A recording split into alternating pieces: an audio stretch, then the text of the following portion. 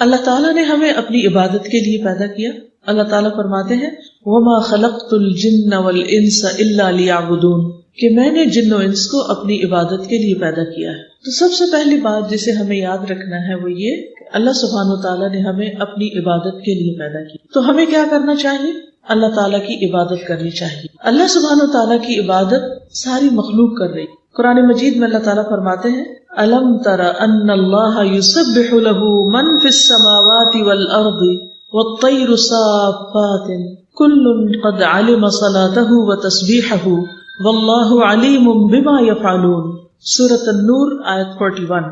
کیا تم دیکھتے نہیں کہ آسمانوں اور زمین میں جو کچھ ہے، آسمانوں اور زمین میں جو کچھ ہے اور فضا میں پر پھیلائے ہوئے پرندے بھی، یہ سب اللہ کی تسبیح کر رہے ہیں. ہر چیز اللہ تعالیٰ کی تسبیح کر رہی ہے. ہر مخلوق کو اپنی نماز اور تسبیح کا طریقہ معلوم ہے. کل قد علم صلاتہ و تسبیحہ، اور جو کچھ وہ کرتے ہیں اللہ سب کو جانتا ہے. تو پھر ہمیں کیا کرنا چاہیے؟ کیا کرنا چاہیے؟ اپنی نماز اور تسبیح کا طریقہ معلوم کرنا چاہیے. نہ صرف یہ کہ سب مخلوق تسبیح کر رہی ہے بلکہ اللہ سبحانہ وتعالیٰ کے آگے سجدہ بھی کرتی ہے، اور ان کے سجدے کا طریقہ اللہ تعالیٰ کو معلوم ہے. سورۃ الرعد 15 میں اللہ تعالیٰ فرماتے ہیں وَلِلَّهِ يَسْجُدُ مَن فِي السَّمَاوَاتِ وَالْأَرْضِ طَوْعًا وَكَرْهًا وَظِلَالُهُمْ بِالْغُدُوِّ وَالْآصَالِ. آسمانوں اور زمین میں جتنی بھی چیزیں ہیں خوشی اور ناخوشی سے اللہ کو سجدہ کر رہی ہیں، لیکن کر سب رہے ہیں. چیزوں کے سائے بھی صبح و شام سجدہ ریز ہوتے ہیں. جب سورج نکلتا ہے تو کسی بھی چیز کا سایہ، خواہ کوئی درخت ہو یا مکان ہو، اس کا سایہ کس طرف کو جاتا ہے؟ مغرب کی طرف. اور جب سورج غروب ہوتا ہے تو سایہ کس طرف چلا جاتا ہے؟ مشرق کی طرف. اللہ تعالیٰ نے ہمارا جسم ایسے بنایا ہے کہ ہم کھڑے بھی ہو سکتے ہیں، ہم جھک بھی سکتے ہیں، اور ہم نیچے زمین پہ سجدہ بھی کر سکتے ہیں. لیکن بہت سی مخلوقات کو ایسا جسم نہیں ملا. پہاڑوں کو جو اللہ تعالیٰ نے بنایا تو وہ ایک ہی جگہ فکس ہے. درخت بھی جس طرح اگتے ہیں پھر وہ ایک ہی جگہ رہ جاتے ہیں، وہ خود نہیں جھک سکتے، لیکن ان کے وجود کا سایہ زمین پر پوری طرح سجدہ کر رہا ہوتا، وہ جھکا ہوا ہوتا ہے. سورۃ النحل 48-49 میں اللہ تعالیٰ فرماتے ہیں اولم يروا الى ما خلق الله من شيء يتفيأ ظلاله عن اليمين والشمائل سجدا لله وهم داخرون ولله يسجد ما في السماوات وما في الارض من دابة والملائكة وهم لا يستكبرون. کیا ان لوگوں نے اللہ کی پیدا کی ہوئی چیزوں میں سے کسی چیز کو بھی نہیں دیکھا کہ اس کا سایہ کس طرح دائیں سے بائیں اور بائیں سے دائیں اللہ کے سامنے سجدہ کرتے ہوئے ڈھلتا رہتا ہے؟ اور کتنا لمبا سجدہ کرتے ہیں، سارا دن ہی تقریباً. لیکن جو ہی سورج نکلتا ہے تو ان کا سایہ ڈھل جاتا ہے، پھر آہستہ آہستہ آہستہ کم ہوتا ہے، اور پھر ختم نہیں ہوتا، آخر میں بھی تھوڑا سا رہتا ہے اور پھر بڑھنا شروع ہو جاتا ہے، دوبارہ کام شروع کر دیتے ہیں. تو گویا سارا دن وہ اپنے اس حال میں رہتے ہیں اور سجدہ کرتے رہتے ہیں. اور یہ سب چیزیں انتہائی عجز کا اظہار کر رہی ہیں، یعنی اللہ کے آگے جھکی ہوئی ہیں. آسمانوں اور زمین میں جتنی جاندار مخلوق ہے اور فرشتے بھی، سب ہی اللہ کو سجدہ کرتے ہیں اور وہ تکبر نہیں کرتے. تب آپ دیکھیے کہ زمین کی مخلوق ہو یا آسمان کی ہو، موجودات ہوں، نباتات ہوں، حیوانات ہوں، سب کے سب اللہ تعالیٰ کے آگے جھکے ہوئے ہیں. حتیٰ کہ فرشتے جن کو ہم دیکھ نہیں سکتے، ان کے بارے میں اللہ تعالیٰ نے گواہی دی کہ وہ بھی سجدہ کرتے ہیں، وہ بھی جھکتے ہیں. تو اگر ساری کائنات اللہ تعالیٰ کے آگے عاجزی کر رہی ہے، جھکی ہوئی ہے، تو پھر مجھے اور آپ کو کیا کرنا چاہیے؟ کیا کرنا چاہیے؟ اللہ کے آگے جھک جانا چاہیے. جب اللہ تعالیٰ کی پکار آئے حی علی الصلاۃ، آ جاؤ نماز کی طرف، آؤ نماز کی طرف، تو ہمارا جواب کیا ہونا چاہیے؟ لا حول ولا قوت الا باللہ. گویا یہ بول کر ہم اللہ تعالیٰ سے توفیق مانگتے ہیں کہ اللہ ہمیں توفیق دے کہ ہم تیرے آگے دوڑتے ہوئے آئیں اور تیرے آگے جھک جائیں جس حال میں تو سب سے زیادہ ہمیں پسند کرتا ہے، یعنی سجدے کی حالت میں ہمیں اس تک پہنچنے کی تو توفیق دینے والا ہے. تو اس لیے کبھی بھی آذان سن کر نماز نہ چھوڑیں، جھک جائیں، عاجزی اختیار کریں، ورنہ کیا ہوگا؟ ساری کائنات تو ایک طرف اور سجدہ نہ کرنے والے دوسری طرف.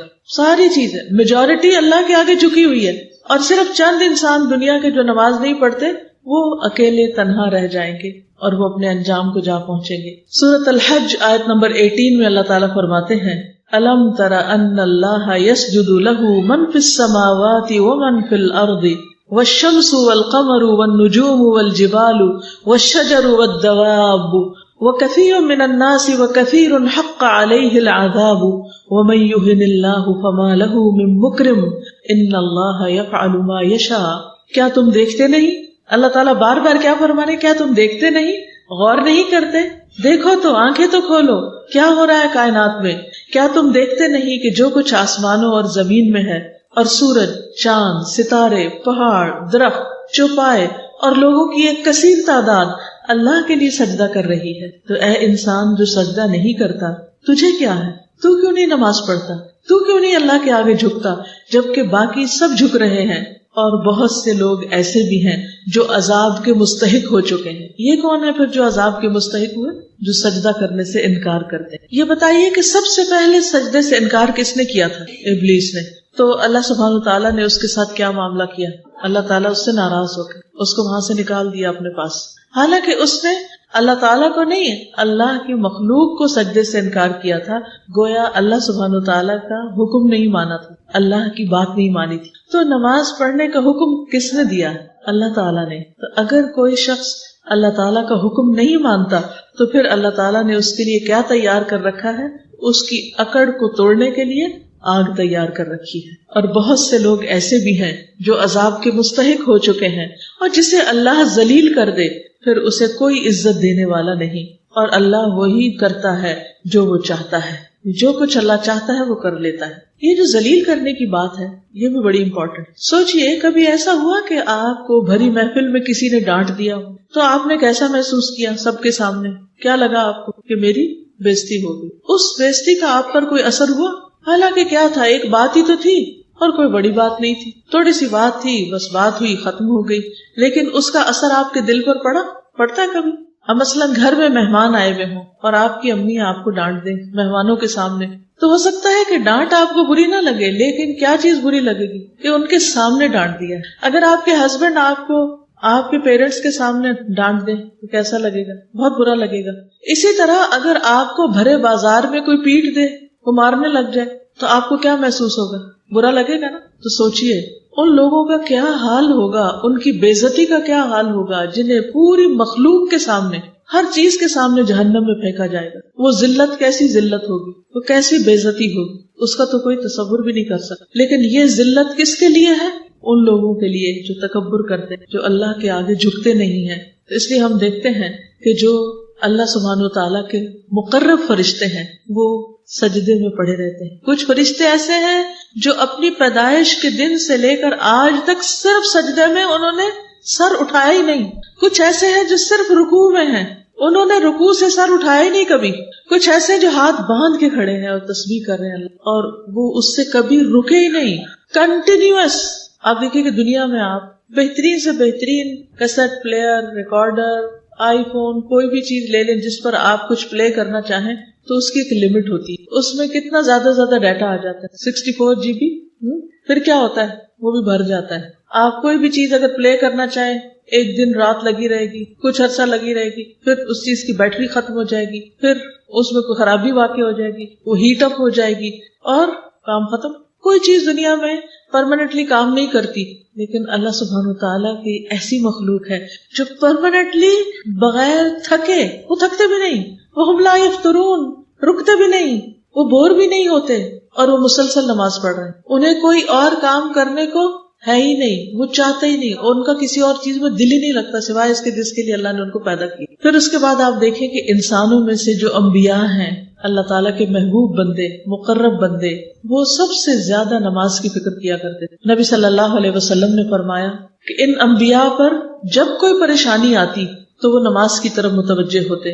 پھر اللہ سبحانہ تعالیٰ نے پیغمبروں کو نماز کی پابندی کا حکم بھی دیا. کچھ یاد ہے قرآن مجید کی کوئی آیت کہ کسی پیغمبر کو اللہ تعالیٰ نے نماز کا حکم دیا ہو؟ نبی صلی اللہ علیہ وسلم کو فرمایا گیا وَاسْجُدْ وَاقْتَرِبْ وَاسْتَعِینُوا بِالصَّبْرِ وَالصَّلَاةِ اور وَأْمُرْ أَهْلَكَ بِالصَّلَاةِ وَاصْطَبِرْ عَلَيْهَا. یہ کس پیغمبر کو حکم دیا گیا تھا؟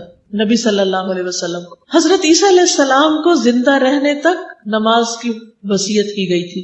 سورۃ مریم میں اللہ تعالیٰ فرماتے ہیں قال انی عبد اللہ آتانی الکتاب وجعلنی نبیا وجعلنی مبارکا اینما کنت واوصانی بالصلاة والزکاة ما دمت حیا.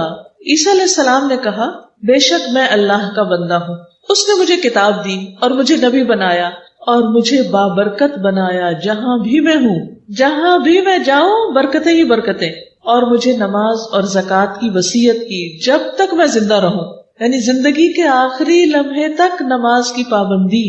ابراہیم علیہ السلام بھی اپنی اور اپنی اولاد کی نماز کی فکر کرتے ہیں۔ سورۃ ابراہیم آیت 40 میں آتا ہے رب اجعلنی مقیم الصلاۃ ومن ذریتی ربنا وتقبل دعا، اے میرے رب مجھے نماز قائم کرنے والا بنا دے اور میری اولاد میں سے بھی، اے ہمارے رب اور میری دعا قبول فرما۔ اور بس آپ دیکھیے کہ نماز کی پابندی کی دعا کرتے ہیں، حالانکہ وہ پیغمبر ہیں پھر بھی فکر کرتے ہیں، اور صرف اپنی نہیں اپنے بچوں کی بھی فکر کرتے ہیں۔ ہم میں سے بہت سے لوگ خود نماز پڑھ لیتے ہیں، بچے سوئے رہتے ہیں، کہتے ہیں بیچارے ان کو نہیں اٹھاتے، ان کو نہیں جگاتے۔ ہم ان کی پڑھائی کی زیادہ فکر کرتے ہیں ان کی نماز سے، کہتے ہیں کہ اگر ان کی نیند ڈسٹرب ہوگی تو پھر یہ پڑھ نہیں سکیں گے، اور اگر پڑھیں گے نہیں تو ان کے نمبر اچھے نہیں آئیں گے، اگر نمبر اچھے نہیں آئیں گے تو اچھی جاب نہیں ملے گی، اچھی جاب نہ ملی تو اچھی جگہ شادی نہیں ہوگی۔ تو دنیا کے لیے اس قدر بھاگ دوڑ کہ دنیا جنت بن جائے، ہر چیز اچھی ہو جائے، خواہ نماز فوت ہو جائے، خواہ نماز نہ بھی پڑھی جائے۔ ایک مومن تو ایسا نہیں ہوتا، وہ تو اپنی اور اپنے ساتھ اپنی اولاد کی بھی فکر کرتا ہے کہ وہ نمازوں کی پابند ہو۔ سورۃ ابراہیم 37 میں وہ کہتے ہیں ربنا انی اسکنت من ذریتی بواد غیر ذی زرع عند بیتک المحرم ربنا لیقیموا الصلاۃ فاجعل افئدۃ من الناس تہوی الیہم وارزقہم من الثمرات لعلہم یشکرون۔ اے ہمارے رب بے شک میں نے اپنی اولاد کو اس وادی میں آباد کیا ہے، یعنی ساری دنیا چھوڑ کر بے آب و گیاس بالکل ایک صحرا میں لا کے میں نے اپنی اولاد کو بسایا، جہاں زندگی کی کوئی سہولت نہیں، جہاں کچھ نہیں اگتا، غیر ذی زرع، تیرے حرمت والے گھر کے پاس۔ کیوں لا کے بسایا یہاں اے ہمارے رب؟ تاکہ وہ نماز قائم کرے۔ مقصد یہ ہے ان کو ہر چیز سے ہٹا کے یہاں لانے کا کہ یہ تیرے بندے بن جائے، تیری عبادت کریں۔ آج ہم میں سے کون پیرنٹس ایسے ہیں کہ جو اپنا گھر مسجد کے قریب لیں تاکہ ہمارے بچے سہولت کے ساتھ جماعت سے نماز پڑھ سکیں؟ اور کب کس نے گھر بنا کر یہ کہا اے رب میں نے اپنے بچوں کو یہاں اس گھر میں لا بسایا ہے تاکہ وہ تیری عبادت کریں، اور اس مسجد کے قریب گھر بنایا ہے تاکہ وہ تیری عبادت کے پابند ہو۔ اب تو ٹرینڈ یہ ہو گیا کہ لوگ مسجدوں سے دور گھر بناتے ہیں تاکہ وہ مسجد کا شور نہ ہے، وہ اذان کی آواز آتی ہے نا، نیند خراب ہو جاتی، بچے ڈسٹرب ہو جاتے ہیں۔ پھر جن بچوں کے ہم عیش و عشرت کا اور آرام کا اتنا خیال رکھتے ہیں، بڑے ہو کر وہ ہمارے بھی نہیں رہتے، کیونکہ ہم نے ان کو اللہ کا نہ بنایا تو اللہ تعالیٰ نے ان بچوں کو پھر اپنے ماں باپ کا بھی بننے کی توفیق نہ۔ تو ہم چاہے گھر بنائیں، چاہے کہیں ٹریول کریں، چاہے کوئی پلان کریں، پروگرام بنائیں، شادی بیاہ پارٹی کچھ بھی، تو اس میں نمازوں کے ٹائم کی پابندی کرتے ہوئے ہر چیز کا خیال رکھیں۔ پہلا سوچیں کہ نماز کس وقت ادا ہوگی۔ مثلاً سفر پہ آپ چل رہے ہیں، نکل رہے ہیں، تو ٹائم دیکھیں کہ نماز کا وقت تو نہیں قریب، تو نماز پڑھ کے نکلیں، یا پھر بیچ میں روک لیں گاڑی اگر اپنے اختیار میں نہیں روک سکتے تو جہاں بیٹھے وہیں پڑھیں، کیونکہ نماز تو وقت کی پابندی کے ساتھ فرض ہے، وہ تو پڑھنی ہی پڑھنی ہے۔ ابراہیم علیہ السلام نے اپنے بچوں کی نماز کی فکر کی تھی، لہٰذا آپ دیکھیے کہ پھر بچوں کے اندر کیسا اخلاق پیدا ہوا۔ ان کے بیٹے اسماعیل علیہ السلام کے بارے میں سورۃ مریم میں آتا ہے 54 اور 55 وَاذْكُرْ فِي الْكِتَابِ اسماعیل، اس کتاب یعنی قرآن مجید میں اسماعیل کا ذکر کیجیے۔ اِنَّهُ كَانَ صَادِقَ الْوَعْدِ، بے شک وہ وعدے کے سچے تھے، یہ ان کی خاص خوبی بیان کی گئی، وعدے کے بڑے پابند تھے۔ وَكَانَ رَسُولًا نَبِيًّا، اور رسول نبی تھے۔ وَكَانَ يَأْمُرُ أَهْلَهُ بِالصَّلَاةِ، وہ اپنے گھر والوں کو نماز کا حکم دیتے تھے، وَالزَّكَاةِ، اور زکوٰۃ کی ادائیگی کا حکم دیتے تھے۔ وَكَانَ عِندَ رَبِّهِ مَرْضِيًّا، اور وہ اپنے رب کے نزدیک ایک پسندیدہ انسان تھے۔ تو ایک پسندیدہ انسان کی خوبیاں کیا ہیں، کیا بتائی گئی کہ وہ کیا کرتا ہے؟ صرف خود نہیں، گھر والوں کو بھی نماز کا حکم دیتا ہے، گھر والوں کی نماز کی بھی فکر کرتا ہے۔ اور پھر پسندیدہ انسان کان صادق الوعد، وعدے کا سچا، جو کہا اسے کر کے دکھایا۔ پھر آپ دیکھیے ابراہیم علیہ السلام کی بیوی حضرت سارہ، آپ کو معلوم ہے کہ جب حضرت ابراہیم علیہ السلام نے سارہ علیہ السلام کو ساتھ لے کر ہجرت کی، جب ان کو آگ میں پھینکا گیا اور پھر وہاں سے اللہ تعالیٰ نے ان کو بچا لیا، تو پھر انہوں نے اس علاقے کو چھوڑ دیا کیونکہ وہاں رہنے کا کوئی جواز نہیں تھا۔ تو وہ اپنی بیوی اور اپنے بھتیجے یعنی لوط علیہ السلام کو لے کر نکلے۔ تو وہ ایک ایسی بستی میں پہنچے جس میں بادشاہوں میں سے ایک بادشاہ یا ظالموں میں سے کوئی ظالم رہتا تھا۔ اس نے ابراہیم علیہ السلام کے پاس یہ حکم بھیجا کہ سارہ علیہ السلام کو اس کے پاس بھیج دیں، یعنی اپنی بیوی کو میرے پاس بھیج دو تاکہ میں اس کے ساتھ جو چاہوں کروں. کتنا مشکل وقت تھا. تو اب کیا کرتے، بھیجنا ہی پڑا، کیونکہ اگر آپ کسی ملک میں داخل ہو جاتے ہیں تو آپ کو اس ملک کے قانون کی پابندی کرنی پڑتی، اور ویسے بھی وہ ایسا ظالم تھا کہ وہ نہ بھیجتے تو شاید وہ مار ڈالتا. اور دیکھ لیجئے ابراہیم علیہ السلام اللہ کے دوست ہیں، لیکن آزمائش کتنی بڑی آ گئی. ابھی ایک آزمائش سے نکل کے آ رہے ہیں اور ایک اور آزمائش. سوچئے کسی بھی مرد کو اگر یہ کہا جائے کہ تم اپنی بیوی کو میرے پاس بھیج دو، کتنا مشکل وقت ہوگا. لیکن انہوں نے خودکشی نہیں کی. سارہ علیہ السلام نے کیا کیا، جب وہ لائی گئی اس کے محل میں، جب وہ بادشاہ ان کے پاس آیا تو وضو کر کے نماز پڑھنے لگ گئی. کہنے لگی اے اللہ، اگر میں تجھ پر اور تیرے رسول پر ایمان رکھتی ہوں. کون تھے رسول؟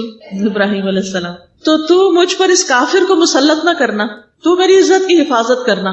تو کہتے ہیں کہ بادشاہ کا سانس گلے میں پھنس گیا اور وہ گر کر ایڑیاں رگڑنے لگا. ایک اور روایت میں آتا ہے کہ جو ہی اس نے ہاتھ آگے بڑھا اس کا ہاتھ پتھر ہو گیا. یہ کس چیز کا نتیجہ تھا؟ کس چیز کا؟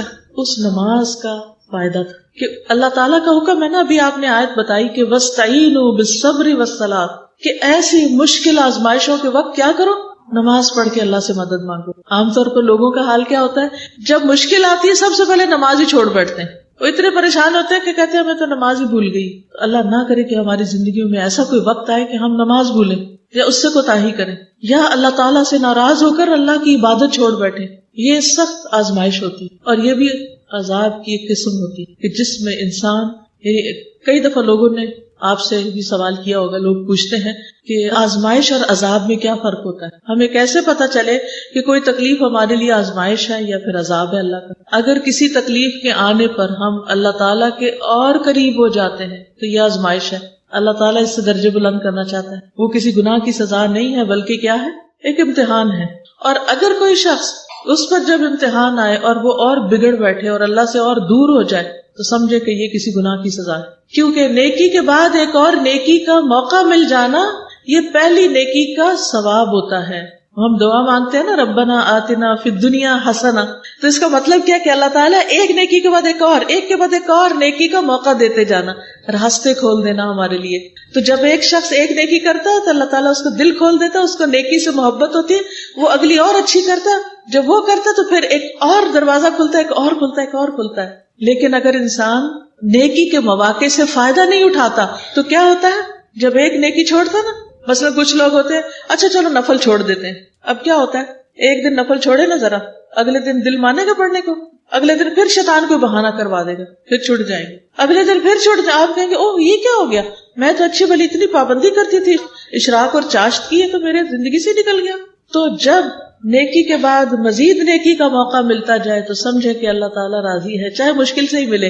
اور اگر نیکی کے مواقع چھننے لگے اور نیکی کرنے کو دل نہ چاہے، نیکی کے لیے دل سخت ہو جائے، یا انسان عبادت چھوڑ بیٹھے یا اللہ تعالیٰ سے ناراض ہو جائے تو یہ انسان کی بدبختی کی علامت ہوتی. تو اللہ تعالیٰ ہم سب کو اس سے محفوظ رکھے.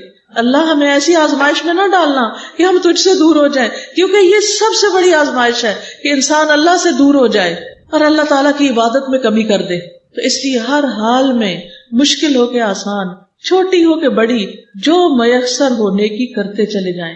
تو بہرحال آپ دیکھیے کہ سارہ علیہ السلام کو اللہ تعالیٰ نے اس نماز کے پڑھنے کی برکت سے ایسی غیبی مدد کی کہ ان کی عزت بھی محفوظ ہوئی. اور اس کے بعد بادشاہ کے پاس ایک اور لونڈی تھی حضرت ہاجر، وہ انہوں نے ان کو گفٹ کے طور پر دے دی. کہا کہ یہ عورت بہت مختلف عورت، یہ کوئی معمولی چیز نہیں ہے، یہ ان کی کرامت تھی. اور پھر اللہ تعالیٰ نے ان کے لیے راستے کھولے اور پھر حضرت ہاجرہ سے حضرت اسماعیل علیہ السلام پیدا ہوئے اور پھر اس سے وہ گھر آباد ہوا جس کی محبت میرے اور آپ کے دل میں ہر وقت تڑپتی رہتی. اور ہم میں سے جب کوئی سنتا ہے نا کہ فلاں حج پہ جا رہا ہے تو دل کا حال کیا ہوتا ہے، جب سنتے ہیں فلاں عمرے پہ جا رہا ہے تو دل کیسے مچلنے لگتا ہے کہ ہم بھی اڑ کے پہنچ جائیں. اللہ تعالیٰ تیرے لیے تو کچھ مشکل نہیں. تو شروع کہاں سے ہوا تھا، انہی لوگوں سے نا. اللہ نے ان کو اپنی طرف آنے کی وجہ سے اور نیکیوں کا موقع دے دیا. تو کبھی کسی حال میں بھی نماز کو بدنام نہ کرے کہ اچھا ہم نے تو نماز پڑھی تھی، ہماری تو دعا قبول نہیں ہوئی. کیا ہم نے وضو صحیح کیا تھا؟ کیا سجدے صحیح کیے تھے؟ کیا جو کچھ اس میں پڑھا تھا وہ صحیح تھا؟ یہ صرف ایک حاضری لگائی تھی. لیکن نا بہت سے لوگ کہتے ہیں ہم نے نماز پڑھی فائدہ نہیں ہوا. بھائی کیوں نہیں ہوا؟ کیونکہ ریسیپی ٹھیک نہیں تھی. سارے لوگ کیک بناتے ہیں، کیا سب کا کیک ٹھیک بنتا ہے؟ کیوں نہیں ٹھیک بنتا؟ طریقے میں فرق ہوتا ہے نا. تب آپ کہ میں تو اتنے پیسوں کا سب کچھ خرید کے لائی تھی, میرا تو کچھ نہیں بنا, آج کے بعد کیک ہی نہیں بنا رہی. نہیں بھائی, اپنے آپ کو ٹھیک کرو, پہلے کیک بنانا سیکھو, پھر صحیح مزہ آئے گا بنانے کا. اگر طہارت ہی ٹھیک نہیں, غسل ہی ٹھیک سے نہیں کرتے, وضو ہی ٹھیک سے نہیں کر رہے, رکوع سجدہ قیام یہی ٹھیک سے ادا نہیں ہو رہا, نماز میں چوری ہو رہی ہے, سطر ہی ٹھیک نہیں, تو کیا نماز پڑھی آپ نے؟ کیونکہ نماز کے تو ادائیگی کی اور قبولیت کے لیے کچھ شرائط ہیں, کچھ آداب ہیں. صرف چند ٹکرے مار لینے کا نام نماز نہیں ہے. تو اس لیے کبھی خدا کے لیے نماز کو بدنام نہ کریں, کیونکہ یہ اللہ کا وعدہ ہے. اور اتنی بڑی مثال ہمارے سامنے ہے کہ کس طرح اللہ تعالیٰ نے حضرت سارہ کی مدد کی. پھر آپ دیکھیں کہ نبی صلی اللہ علیہ وسلم اور آپ کے صحابہ کی پہچان کیا ہے, اور پھر اس کے بعد آپ کی امت کی پہچان کیا ہوگی. صحابہ کی پہچان تو قرآن نے بتا دی, محمد الرسول اللہ والذین معہ اشداء علی الکفار رحماء بینہم تراہم رکعا سجدا یبتغون فضلا من اللہ ورضوانا سیماہم فی وجوہہم من اثر السجود ذالک مثلہم فی التوراۃ. محمد صلی اللہ علیہ وسلم اللہ کے رسول ہیں, اور جو لوگ اس کے ساتھ ہیں یعنی صحابہ کرام کافروں پہ بہت سخت ہیں, آپس میں بہت نرم دل ہے. یہ سچے مومن کی پہچان. وہ ایک دوسرے کے ساتھ بہت ہی نرم ہوتے ہیں, محبت کرنے والے ہوتے ہیں, ایک دوسرے کے لیے مہربان ہوتے ہیں, ایک دوسرے کی کیئر کرنے والے ہوتے ہیں, ایک دوسرے کا خیال کرنے والے ہوتے ہیں, ایک دوسرے کی ضرورت کو سمجھنے والے ہوتے ہیں. رحماء بینہم, اور ان کی پہچان کیا؟ تراہم رکعا سجدا. تم ان کو دیکھو گے کہیں رکوع کر رہے ہیں, کوئی سجدہ کر رہا ہے, یعنی ان کو سب سے زیادہ محبت ہی نماز سے ہے. آج آپ دیکھیں لوگ حجاب بھی اوڑھ لیتے ہیں, درس بھی اٹینڈ کر لیتے ہیں, نمازوں کی پابندی نہیں کرتے. کس قدر آفت ہے. یہ کیسا دین ہے جس کا پہلا رکن ہی نماز ہے, پہلی شرط ہی نماز ہے. اور پھر یبتغون فضلا من اللہ ورضوانا, وہ اپنے رب کا فضل اور اس کی رضا ڈھونڈتے رہتے ہیں کہ کس طرح رب کو خوش کر دے, راضی کر دے. سیماہم فی وجوہہم من اثر السجود, سجدوں کی کثرت کی وجہ سے ان کے پیشانیوں پر, ان کے ماتھوں پر امتیازی نشان موجود ہیں. ان کی یہی صفت تورات میں بیان ہوئی ہے کہ محمد صلی اللہ علیہ وسلم کے ساتھی اس طرح ہوں گے. ایک دفعہ کسی نے پوچھا کہ یا رسول اللہ صلی اللہ علیہ وسلم, آپ ہمیں تو پہچانتے ہیں, لیکن آپ کے بعد جو آپ کی امت کے لوگ آئیں گے آپ ان کو کیسے پہچانیں گے؟ تو آپ کو معلوم ہے کہ آپ نے کیا فرمایا کہ سیاہ گھوڑوں کے درمیان اگر ایک سفید گھوڑا ہو تو کیا اس کو نہیں پہچانا جائے گا؟ تو قیامت کے دن لوگوں کے درمیان امت محمد صلی اللہ علیہ وسلم کے جو لوگ ہوں گے وہ اپنے وضو کے اعضاء کی چمک سے پہچانے جائیں گے. قیامت کے اندھیرے میں ان کے چہرے چمک رہے ہوں گے, ان کے بازو چمک رہے ہوں گے, ان کے پاؤں چمک رہے ہوں گے. جہاں چلیں گے چمک ساتھ ساتھ جائے گی. اس چمک کو دیکھ کے نبی صلی اللہ علیہ وسلم پہچان جائیں گے یہ میری امت ہے, اور ان کو بلا لیں گے, آ جاؤ میری طرف آ جاؤ. کیونکہ حشر کے میدان میں بڑی سخت گرمی ہوگی, شدید پیاس ہوگی, تو آپ ان کو حوض کوثر سے پانی پلائیں گے. نبی صلی اللہ علیہ وسلم کا طریقہ کیا تھا کہ آپ کو جب کوئی غم لاحق ہوتا تو نماز پڑھنے لگتے تھے. اکثر لوگ یہ پوچھتے ہیں, بڑی اہم بات ہے سننے کی, کہ غم کے مارے, پریشانی کے مارے ہمارا دل ڈوبا جا رہا ہے, ہم کریں کیا؟ ہمیں کوئی وظیفہ بتائیں, کوئی طریقہ بتائیں. بتائیے مجھے نبی صلی اللہ علیہ وسلم غم کے وقت کیا کرتے تھے؟ یاد رہے گا, غم, دکھ, تکلیف, پریشانی, گھبراہٹ, بے چینی, ڈپریشن, علاج نماز ہے. نفل پہ نفل پڑھتے چلے جائیں, پڑھتے جائیں, پڑھتے جائیں, پڑھتے جائیں, آپ ٹھیک ہو جائیں گے, آپ کی بیماریاں ٹھیک ہو جائیں گی. کیا آپ کو پتا ہے کہ رات کی نماز لمبی کیوں ہے؟ عشاء کی کتنی رکعتیں پڑھی جاتی ہیں؟ جو پوری پڑھتے ہیں وہ 17 پڑھتے ہیں. اگر ہر رکعت 2 منٹ میں پڑھی جائے تو کتنے منٹ لگے گے؟ 34. گویا آدھا گھنٹہ تو کہیں نہیں گیا. اس کا مطلب یہ ہے کہ اگر کوئی شخص سونے سے پہلے آدھا گھنٹہ ایکسرسائز کرے تو اس کو نیند آئے گی کہ نہیں آئے گی؟ آئے گی. وہ اتنا تھک جائے گا کہ بستر پہ پڑتے ہی سو جائے گا, اور صرف جسمانی طور پہ نہیں تھکے گا, ساتھ ذکر بھی کر رہا ہوگا. اب بہت سے لوگ کہتے ہیں ہمیں نیند نہیں آتی, گولیاں کھانی پڑتی. اس کی ایک بڑی وجہ یہ ہوتی ہے کہ نماز ٹھیک نہیں ہوتی. نیند نہ آنے کے کئی اور اسباب بھی ہو سکتے, بیماری بھی ہو سکتی. لیکن اگر آپ یہ نسخہ ٹرائی کریں کہ عشاء کی نماز کو اچھے سے لمبا کر کے یا زیادہ قرات کر کے لمبے سجدے کر کے پڑھیں, اور اس کے بعد آپ دیکھیں کہ کیسے نیند آتی, گولیاں چھٹ جائیں گی ساری. مغیرہ کہتے ہیں کہ نبی صلی اللہ علیہ وسلم اتنی دیر تک کھڑے ہو کر نماز پڑھتے رہتے کہ آپ کے قدم یا پنڈلیوں پہ ورم آ جاتا, پاؤں سوج جاتے. جب آپ سے اس کے متعلق پوچھا جاتا کہ آپ کے پاؤں کیوں سوج گئے ہیں اور آپ اتنا کیوں کھڑے ہوتے ہیں, تو آپ فرماتے کیا میں اللہ کا شکر گزار بندہ نہ بنوں؟ گویا نماز اللہ تعالیٰ کا شکر ادا کرنے کا طریقہ ہے. کیا ہے؟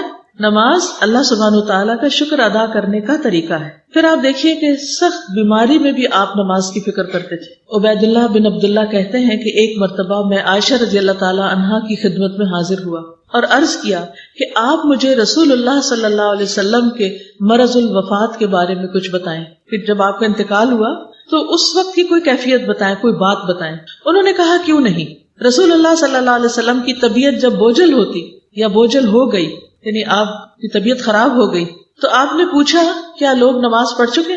شدید بخار تھا اور آپ ایک غنودگی کی کیفیت میں تھے، ذرا سے آپ کو ہوش آتی تو پوچھتے نماز ہو گئی؟ ہم نے کہا نہیں یا رسول اللہ، وہ آپ کا انتظار کر رہے ہیں. تو آپ نے فرمایا اچھا میرے لیے ٹب میں پانی رکھو. ہم نے ایسا ہی کیا. نبی صلی اللہ علیہ وسلم نے غسل کیا اور جانے کے لیے کھڑے ہونے ہی لگے تھے کہ آپ پر پھر بے ہوشی طاری ہوگی. جب افاقہ ہوا، ہوش میں آئے، پھر پوچھا کیا لوگ نماز پڑھ چکے؟ ہم نے عرض کیا یا رسول اللہ صلی اللہ علیہ وسلم، وہ آپ کا انتظار کر رہے ہیں. آپ نے فرمایا میرے لیے ایک پانی کا ٹب رکھو.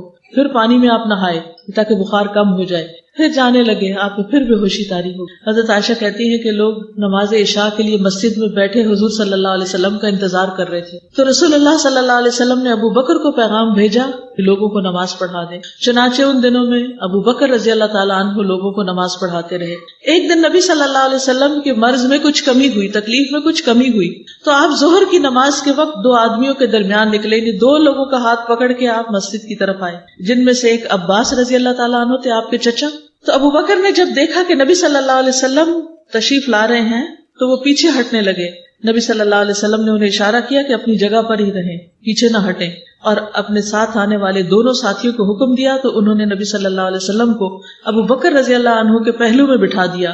ابو بکر رضی اللہ تعالیٰ عنہ کھڑے ہو کر نماز پڑھتے رہے اور رسول اللہ صلی اللہ علیہ وسلم بیٹھ کر نماز پڑھنے لگے. دو لوگوں کو پکڑ کر نماز کے لیے جا رہے ہیں. ہم میں سے کتنے ہی لوگ ایسے ہیں جن کے گھروں کے ساتھ یا پچھواڑے میں مسجد ہے اور مرد گھر میں نماز پڑھیں یا پڑھ ہی نہیں رہے. وہ آپ صلی اللہ علیہ وسلم کے امتی ہونے کا دعویٰ کیسے کرتے ہیں جب وہ آپ کے طریقے پر ہی نہیں؟ آپ نے تو اپنی زندگی کے آخری دم تک نمازوں کی پابندی کی، اور آخری وقت بھی جب آپ دنیا سے بالکل جانے والے تھے اس وقت بھی آپ فرما رہے تھے کہ الصلاۃ الصلاۃ وما ملکت ایمانکم، نماز نماز، اتنی فکر. اور آج ہمارا حال کیا ہے؟ چھوٹی چھوٹی باتوں پر نماز کو یا لیٹ کر دیتے یا پھر پڑھتے ہی نہیں. حضرت علی رضی اللہ تعالیٰ عنہ کہتے ہیں کان آخر کلام رسول اللہ صلی اللہ علیہ وسلم الصلاۃ الصلاۃ اتقوا اللہ فیما ملکت ایمانکم. حضرت علی فرماتے کہ رسول اللہ صلی اللہ علیہ وسلم کا آخری کلام تھا نماز کی حفاظت کرو، نماز کی حفاظت، اور اپنے غلاموں کے بارے میں اللہ سے ڈرتے رہو، ان پہ ظلم نہیں کرنا. ام سلمہ کہتی ہیں کہ رسول اللہ صلی اللہ علیہ وسلم کی آخری وصیت یہ تھی کہ نماز نماز اور اپنے غلاموں کے ساتھ حسن سلوک کرنا. یہی کہتے کہتے آپ کا سینہ مبارک کھڑکھڑانے لگا اور آپ کی زبان رکنے لگی. اس کے بعد آپ نے نہیں کچھ فرمایا. آپ سوچئے ذرا کہ دنیا سے جا رہے ہیں اور نماز نماز کی پکار دے رہے ہیں. کیا ہم آپ پر ایمان رکھتے ہیں؟ آپ کو اپنا نبی مانتے ہیں، رسول مانتے ہیں؟ پھر آپ کے احکامات کو کیوں نہیں مانتے؟ اگر آج ہم وضو نہیں کرتے، نماز نہیں پڑھتے، تو کل یہ آزاد نہیں چمکیں گے تو پروفٹ ہمیں کیسے پہچانیں گے؟ ہم خود جا کے کہیں گے میں آپ کی امتی تھی، مجھے بھی پہچان لیں؟ نہیں، یہ نشان ساتھ لے کے جانے ہوں گے. یہاں نمازیں پڑھ کے تیاری کر کے جانا ہوگا. پھر یاد رکھیے کہ نماز اسلام کا دوسرا رکن ہے. بنی الاسلام علی خمس، شہادت اللہ الہ الا اللہ وان محمد الرسول اللہ واقام الصلاۃ وایتاء الزکاۃ وحج البیت وصوم رمضان. رسول اللہ صلی اللہ علیہ وسلم نے فرمایا اسلام کی بنیاد 5 چیزوں پر ہے. 5 pillars of اسلام. یہ گواہی دینا کہ اللہ کے سوا کوئی معبود نہیں اور یقیناً محمد صلی اللہ علیہ وسلم اللہ کے رسول ہیں، اور نماز قائم کرنا اور زکوٰۃ ادا کرنا اور بیت اللہ کا حج کرنا اور رمضان کے روزے رکھنا. لیکن عبادات میں اس کا پہلا درجہ ہے، یعنی اسلام کے پلرز میں سیکنڈ. لیکن جب عبادتوں کی بات ہوگی تو ہمیشہ اس کا ذکر سب عبادتوں سے پہلے آتا ہے. مثلاً قرآن مجید میں آتا ہے وَمَا أُمِرُوا إِلَّا لِيَعْبُدُوا اللَّهَ مُخْلِصِينَ لَهُ الدِّينَ حُنَفَاءَ وَيُقِيمُوا الصَّلَاةَ وَيُؤْتُوا الزَّكَاةَ وَذَلِكَ دِينُ الْقَيِّمَةِ. اور انہیں اس کے سوا حکم نہیں دیا گیا کہ وہ اللہ کی عبادت کریں اس حال میں کہ اس کے لیے دین کو خالص کرنے والے، ایک طرف ہونے والے ہوں. نماز قائم کریں اور زکوٰۃ دیں، یہی مضبوط دین ہے. یعنی نماز کے بغیر دین کا کوئی کانسیپٹ نہیں. ایک شخص سارے کام کرتا رہے لوگوں سے بھی بڑا اچھا ہو، لیکن نماز نہ پڑھے تو اس کو دیندار نہیں کہا جا سکتا، اس کے باقی عمل بھی کہیں ضائع نہ ہو جائے۔ سورۃ البقرہ میں اللہ تعالیٰ فرماتے ہیں وَأَقِیمُوا الصَّلَاةَ وَآتُوا الزَّکَاةَ وَارْکَعُوا مَعَ الرَّاکِعِینَ، اور نماز قائم کرو اور زکوٰۃ ادا کرو اور رکوع کرنے والوں کے ساتھ مل کر رکوع کرو، یعنی جماعت کی نماز کی بھی پابندی مردوں کے لیے خاص طور پر۔ نماز کو اسلام کا ستون قرار دیا گیا اور بنیادی تعلیم میں سے اہم ترین عبادت، اہم ترین کام بتایا گیا۔ رسول اللہ صلی اللہ علیہ وسلم نے فرمایا اسلام کا حصہ 3 چیزیں ہیں، نماز، روزہ اور زکوٰۃ، اور اس میں بھی آپ دیکھ رہے ہیں کہ نماز سب سے پہلے اس کا حکم۔ آپ دیکھیے کہ باقی چیزوں کا حکم زمین پر آیا ہے، نماز کا حکم کہاں آیا ہے؟ آسمان پہ بلا کر یہ تحفہ دیا گیا۔ اس سے بھی اندازہ ہوتا ہے کہ اس کی کتنی زیادہ اہمیت ہے۔ باقی احکامات جبریل زمین پر لے کر آ رہے ہیں، لیکن نماز کے لیے نبی صلی اللہ علیہ وسلم کو جب معراج نصیب ہوئی، اللہ سبحانہ وتعالیٰ سے ملاقات کا شرف ہوا، یعنی اللہ تعالیٰ سے آپ ہم کلام ہوئے، تو اس وقت آپ کو نماز کا یہ فریضہ دیا گیا۔ اور آپ کو معلوم ہے کہ شروع میں کتنی نمازیں تھیں؟ 50، اور آپ وہی لے کر آ رہے تھے۔ حضرت موسیٰ علیہ السلام نے کہا میں بنی اسرائیل کو جانتا ہوں، میری امت کے لیے بڑی مشکل تھی، وہ نماز نہیں پڑھ سکتے تھے، تو آپ کم کرائیے۔ پھر کتنی ہو گئی؟ کم کرتے کرتے کرتے 5 پہ آ گئے، لیکن اجر و ثواب کتنا رکھا گیا؟ 50 کا ہی رکھا گیا۔ انہوں نے یہ بھی کہا تھا حضرت موسیٰ نے کہ یہ 5 بھی نہیں پوری پڑیں گے اور کم کر ہیں، تو نبی صلی اللہ علیہ وسلم نے کیا فرمایا؟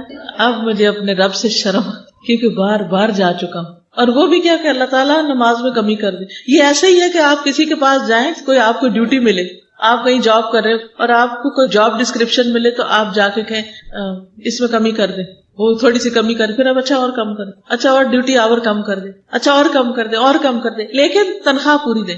کوئی دے گا؟ قطعاً نہیں دے گا۔ دنیا میں کوئی مائی کا لال ایسا نہیں کہ جو جس کام کے لیے آپ کو ہائر کرے اور آپ اس کا 10واں حصہ کریں، یعنی 50 میں سے 5 کتنی رہ گی؟ 10واں حصہ، اور پھر اجر پورے کا پورا ملے، تنخواہ پوری کی پوری ملے، اور اس کو بھی کئی گنا بڑھانے کا وعدہ کیا گیا ہو۔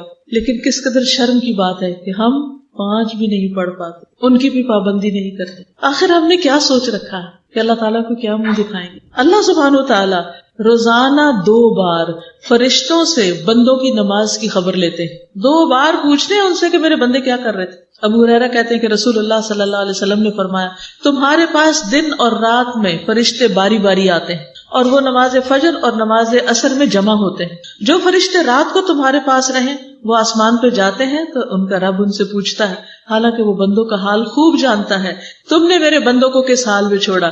وہ کہتے ہیں ہم نے اس حال میں چھوڑا کہ وہ نماز پڑھ رہے تھے، اور اس حال میں ان کے پاس پہنچے کہ وہ نماز پڑھ رہے تھے۔ پھر اسی طرح دن کے فرشتے جب جاتے ہیں اللہ تعالیٰ ان سے پوچھتے ہیں، پھر رات والے فرشتے جب صبح جاتے ہیں اللہ تعالیٰ ان سے پوچھتے ہیں، دن میں 2 بار پوچھتے ہیں بتائیے اگر ہم نماز نہ پڑھتے ہوں تو وہ جا کے کیا بتائیں گے؟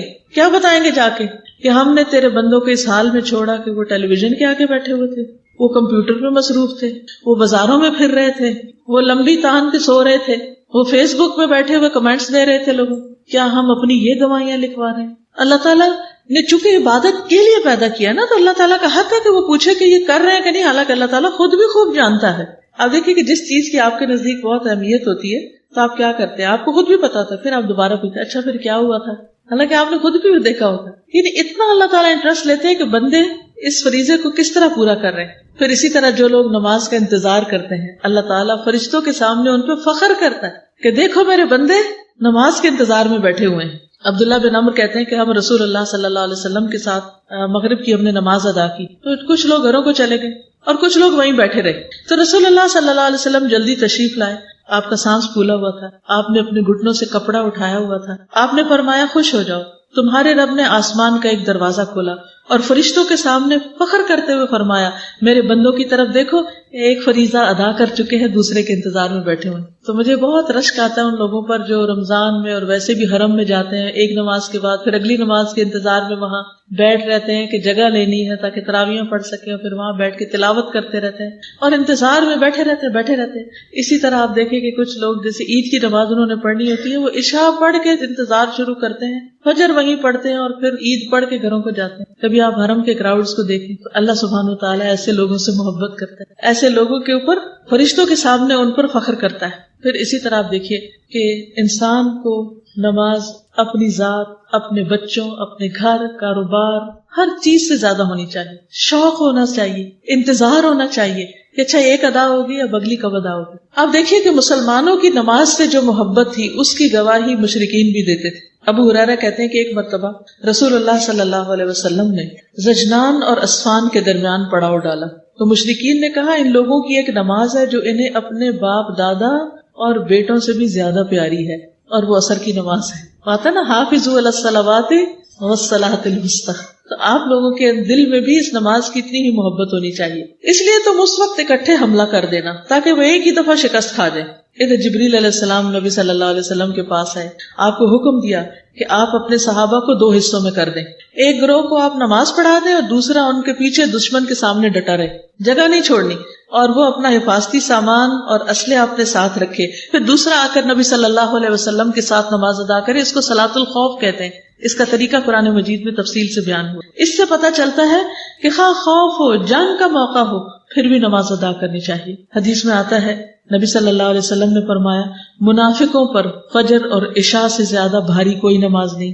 اگر انہیں ان نمازوں کا ثواب معلوم ہو جائے تو وہ اس میں ضرور پہنچے، اگرچہ انہیں اپنے سرین پر گھسٹ کر ہی آنا پڑے، یعنی اپنی پیٹھ پر گھسٹ کے بھی آنا پڑے کہ پاؤں چلتے نہیں، پھر بھی یہ مسجد میں پہنچے اور یہ نمازیں ضرور ادا کریں. پھر آپ دیکھیے کہ جب نماز کا وقت شروع ہوتا ہے، جیسے ابھی شروع ہو چکا ہے، تو ایک منادی کو بھیجا جاتا ہے. منادی ہوتے ہیں آواز دینے والا. وہ اعلان کرتا ہے آدم کے بیٹو اٹھو، اس آگ کو بجھاؤ جو تم نے اپنے نفسوں کے لیے جلائی، یعنی جو گناہ کر چکے ہو، اٹھو اور آگ بجھاؤ.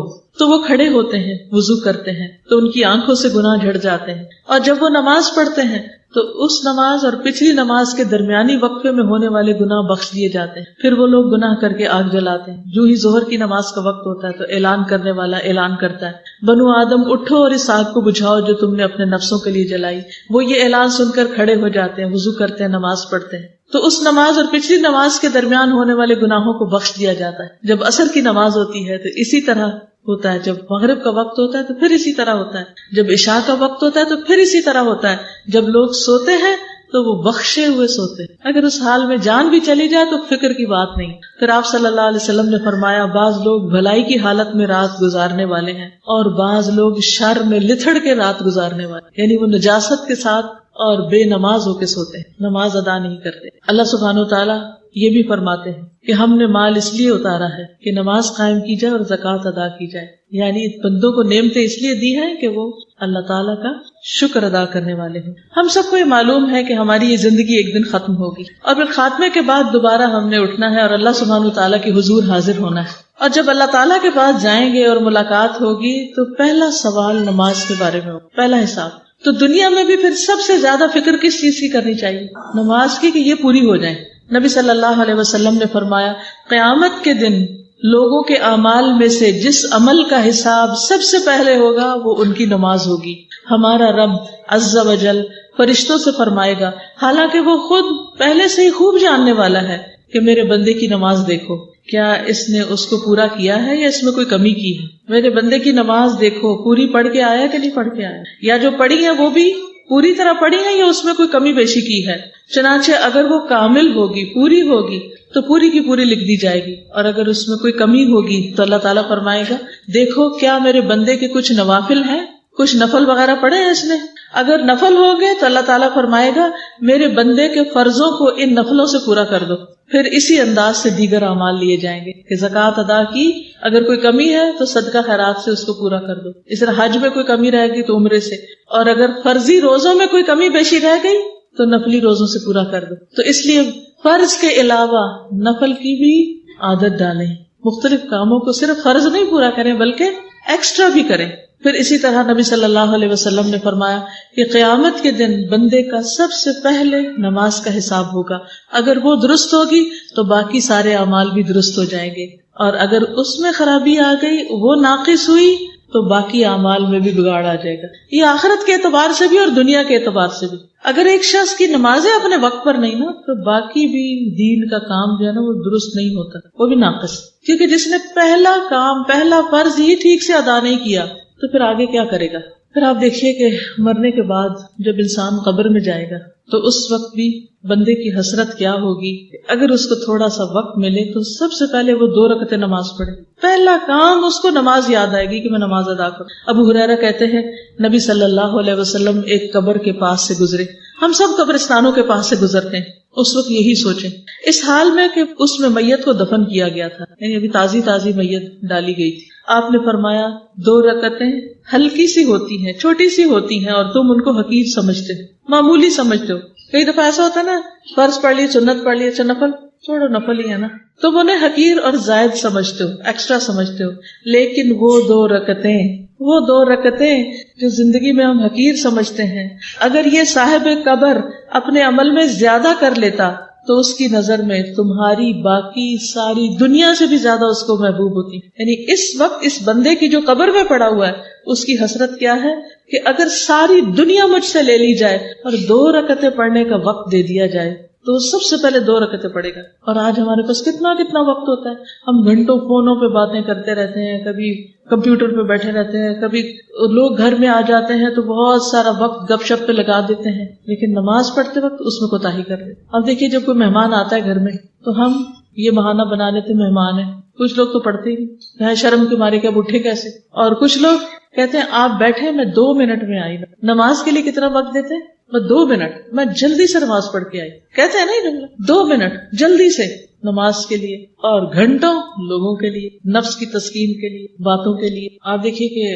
بعض اوقات اسکول میں بچے جاتے ہیں, جوان ہو جاتے ہیں بچے, بڑے بڑے اسکولوں میں پڑھتے ہیں, ہزاروں کی فیس دے کے پڑھاتے ہیں, لیکن اکثریت کی ظہر کی نماز جاتی, خاص طور پر جب دن چھوٹے ہوتے. ہم میں سے کتنے لوگ ہیں جن کے دل تڑپتے ہوں اور وہ جا کر اسکول کی اتھارٹی سے بات کریں کہ آپ ان کے لیے نماز کا انتظام کریں. بڑی بڑی بلڈنگز بنتی ہیں لیکن نماز کے لیے کسی پراپر جگہ کا انتظام نہیں ہوتا کیونکہ اس کی کوئی اہمیت نہیں. ورنہ جن لوگوں کے دلوں میں اہمیت ہوتی ہے وہ گھروں کے اندر بھی چھوٹی چھوٹی مسجدیں بنا لیتے ہیں, نماز کے لیے مخصوص کر لیتے ہیں تاکہ اس میں زیادہ یکسوئی کے ساتھ نماز ہو سکے. تو اصل بات ہے اہمیت کی, کہ ہماری زندگی میں زیادہ اہمیت کس چیز کی, پرائرٹی کس چیز کی, فکر کس چیز کی. تو جس کو مرنے کی فکر ہے, مرنے کی یاد ہے, وہ کبھی بھی نہ بڑھاپے میں, نہ جوانی میں, نہ بچپن میں وہ اپنی نمازوں کو فراموش نہیں کر سکتا. اسی لیے اللہ تعالیٰ قرآن پاک میں سورۃ النور میں فرماتے ہیں رجال لا تلہیہم تجارۃ ولا بیع عن ذکر اللہ واقام الصلاۃ یخافون یوما تتقلب فیہ القلوب والابصار. وہ مرد جنہیں اللہ کے ذکر اور نماز قائم کرنے سے اور زکوٰۃ ادا کرنے سے نہ کوئی تجارت غافل کرتی ہے, نہ کوئی خرید و فروخت, یعنی وہ اپنے بزنس میں ڈوبے بھی ہوں, انتہائی مصروف ہوں, تب بھی وہ وقت نکالیں گے جب نماز کا وقت آئے گا. اور وہ اپنا سالانہ آڈٹ صرف دنیا کے لیے نہیں کرواتے, وہ اس میں سے اپنی زکوٰۃ کا حساب بھی خوب رکھتے ہیں کہ اللہ کے راستے میں کتنا دینا ہے. وہ اس دن سے ڈرتے ہیں جس میں دل اور آنکھیں الٹ جائیں گی, پلٹ جائے گی, انسانوں کا خوف کے مارے برا حال ہوگا. اس دن کے خوف سے بچنے کے لیے وہ آج دنیا میں اللہ تعالیٰ کے آگے جھکتے ہیں اور اللہ تعالیٰ کو راضی رکھتے ہیں. رسول اللہ صلی اللہ علیہ وسلم نے فرمایا تمہارا رب بکریوں کے اس چرواہے پر تعجب کرتا ہے, یعنی اس سے راضی ہوتا ہے, خوش ہوتا ہے, جو پہاڑ کی چوٹی پر اکیلا ہوتے ہوئے نماز کے لیے خود ہی آذان کہتا ہے اور پھر نماز پڑھتا ہے. اللہ تعالیٰ فرماتے ہیں دیکھو میرے اس بندے کو جو نماز کے لیے آذان اور اقامت کہتا ہے اور مجھ سے ہی ڈرتا ہے, میں نے اپنے اس بندے کو بخش دیا اور جنت میں داخل کر دیا. حالانکہ دنیاوی اعتبار سے اس کی کیا اہمیت, ایک طرف خواہ کوئی ارب پتی کیوں نہ ہو, لیکن اگر نماز نہیں پڑھتا تو اللہ کی نگاہ میں کوئی مقام نہیں, اس کا کوئی ویلیو نہیں. اور دوسری طرف ایک چرواہا ہے جس کے پاس 2 وقت کی روٹی نہیں, وہ سارا دن بکریاں چراتا ہے, لیکن نماز کے وقت وہ آ کر خود ہی اذان دیتا ہے اور خود ہی نماز پڑھ لیتا ہے کیونکہ اس کے پاس کوئی اور ہے نہیں. تو یہ معمولی چرواہا اللہ سبحانہ و تعالیٰ کے نزدیک زیادہ اہمیت رکھتا ہے, وہ اللہ کا زیادہ پیارا ہے, زیادہ محبوب ہے.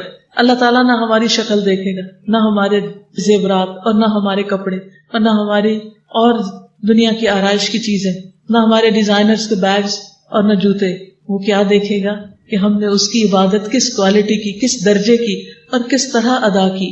اسی میں ہی انسان کی عزت اور عظمت. انسان سب سے زیادہ اللہ تعالیٰ کے قریب سجدے کی حالت میں ہوتا ہے. نبی صلی اللہ علیہ وسلم کا طریقہ کیا تھا کہ آپ اپنے گھر میں کام کاج میں مصروف ہوتے, ازواج سے بات چیت کر رہے ہوتے کہ اتنے میں آذان ہو جاتی تو آپ سب سے اجنبی ہو جاتے اور سب کو چھوڑ کر نماز کے لیے چلے جاتے. کیا ابھی تک ہمیں یہ عادت پڑی ہے کہ جب آذان ہو تو سارے کام چھوڑ دیں کہ پہلے ذرا نماز پڑھ لیں؟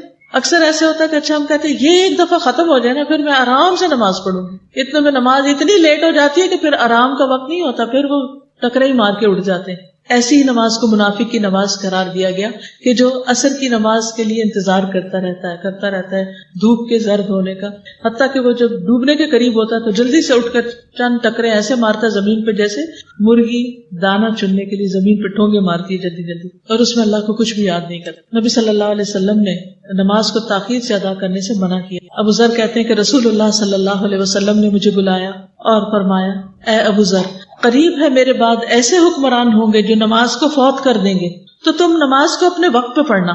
اگر تو نے نماز کو اپنے وقت پر پڑھ لیا تو وہ نماز جو پھر بعد میں حاکم کے ساتھ پڑھی گئی وہ تیرے لیے نفل ہو جائے گی، ورنہ تو نے تو اپنی نماز پوری کر ہی لی. یعنی اگر کسی مسجد میں بہت لیٹ نماز ہوتی ہے یا کچھ لوگ بہت دیر سے کسی دفتر میں نماز پڑھنے کی چھٹی دیتے ہیں تو انسان کو دیر کی بجائے اپنے وقت پر نماز پڑھنی چاہیے، کیونکہ اول وقت میں نماز پڑھنے پر اللہ سبحانہ و تعالیٰ کی بخشش کا وعدہ ہے. پھر اسی طرح نماز کا فوت ہونا جو ہے وہ انتہائی فکر کی بات ہے. کیا آپ کو معلوم ہے کہ نبی صلی اللہ علیہ وسلم کی نماز غزوہ خندق کے موقع پر فوت ہو گئی جب کفار نے آپ کو بہت مشغول کر لیا تھا. آپ جو کسی کو بد دعا نہیں دیتے تھے، اس دن آپ نے فرمایا کہ اللہ ان کے گھروں کو اور قبروں کو آگ سے بھر دے، انہوں نے ہمیں نماز عصر سے روک دیا یہاں تک کہ سورج غروب ہو گیا. اور آج ہم لوگ آرام سے سورج نکل آتا ہے اور لوگ فجر پڑھ رہے ہوتے ہیں، سورج ڈوب جاتا ہے اور وہ عصر قضا کر رہے ہوتے ہیں. آخر کیوں؟ اگر ہماری ترجیح نماز ہو تو پھر ہم ہر کام میں سے نکل کے اپنا وقت نکال کے نماز ادا کر لیں گے. پھر اسی طرح قرآن مجید میں اللہ سبحانہ وتعالیٰ نے کچھ پچھلی امتوں کا ذکر کیا کہ انہوں نے نمازوں کو ضائع کیا اور ان کا انجام بھی پھر بتایا گیا. اور وہ کیا؟ فَخَلَفَ مِن بَعْدِهِمْ خَلْفٌ أَضَاعُوا الصَّلَاةَ وَاتَّبَعُوا الشَّهَوَاتِ فَسَوْفَ يَلْقَوْنَ غَيًّا. پھر ان کے بعد یعنی پہلے جو نیک لوگ تھے یا نیک ماں باپ، ان کے بعد ان کی نالائق اولاد ان کی جانشین بنی جنہوں نے نماز کو ضائع کیا اور اپنی خواہشات کے پیچھے لگ گئے، دنیا کے عیش و عشرت میں لگ گئے اور جہنم کے گڑھے میں وہ جا پڑیں گے. کتنا صاف حکم کہ اگر کسی کے ماں باپ نماز پڑھتے اور بچے نہیں پڑھتے تو ماں باپ کی نمازیں بچوں کو ہرگز فائدہ نہ دیں گی. ابو بصرہ غفاری کہتے ہیں رسول اللہ صلی اللہ علیہ وسلم نے ہمارے ساتھ مخمس میں عصر کی نماز پڑھی، پھر آپ نے فرمایا یہ نماز تم سے پہلی امتوں پر بھی پیش کی گئی تو انہوں نے اس کو ضائع کر دیا، تو جو آدمی اس کی حفاظت کرے گا اسے دوہرا اجر ملے گا. تو اس لیے کہیں بھی ہو، کیسے بھی حالات ہوں، نماز نہیں چھوڑنی چاہیے. نبی صلی اللہ علیہ وسلم نے فرمایا جب آدمی کسی جنگل میں ہو اور نماز کا وقت آ جائے تو وضو کرے، اگر پانی نہ ہو تو تیمم کر لے، پھر اگر تکبیر کہے تو اس کے دونوں فرشتے اس کے ساتھ نماز پڑھیں گے. یعنی وہ اکیلا ہے، کوئی نہیں اس کے ساتھ پڑھنے والا، تو کون پڑھ رہا ہے اس کے ساتھ؟ کرام کاتبین، کیونکہ وہ وہی کر رہے ہوتے ہیں نا جو انسان کر رہا ہوتا ہے، اس کو لکھ رہے ہوتے ہیں، تو وہ ساتھ شامل ہو جاتے ہیں. اگر اس نے آذان بھی دی اور تکبیر بھی کہی تو اس کے ساتھ اللہ کے اتنے بڑے بڑے لشکر نماز پڑھیں گے جن کے کنارے دکھائی نہ دیں گے. سبحان اللہ. یعنی اگر آپ کسی ایسی جگہ پر ہیں جہاں بالکل ایک اکیلے ہیں، تنہا نماز پڑھ رہے ہیں، تو آپ تنہا نہیں ہیں، اللہ کی اور مخلوق آپ کے ساتھ ہے جس کو آپ نہیں جانتے، لیکن آپ اللہ محبوب بن جاتے ہیں. آپ دیکھیے کہ کچھ لوگ جیسے شادی پارٹی میں ہوتے ہیں نا، تو دیکھا دیکھیے ایک دوسرے کو نماز نہیں پڑھتے، اچھا اس نے بھی نہیں پڑھی، اچھا گھر جا کے پڑھ لیں گے. کچھ نمازیں تو گھر پڑھی جا سکتے ہیں، مثلا عشاء کی نماز، لیکن وہ بھی آپ دیکھیں کہ اگر رات کے 12 بج گئے کسی شادی میں ہی تو گھر جا کے پڑھنے کا تو ٹائم ہی گزر گیا.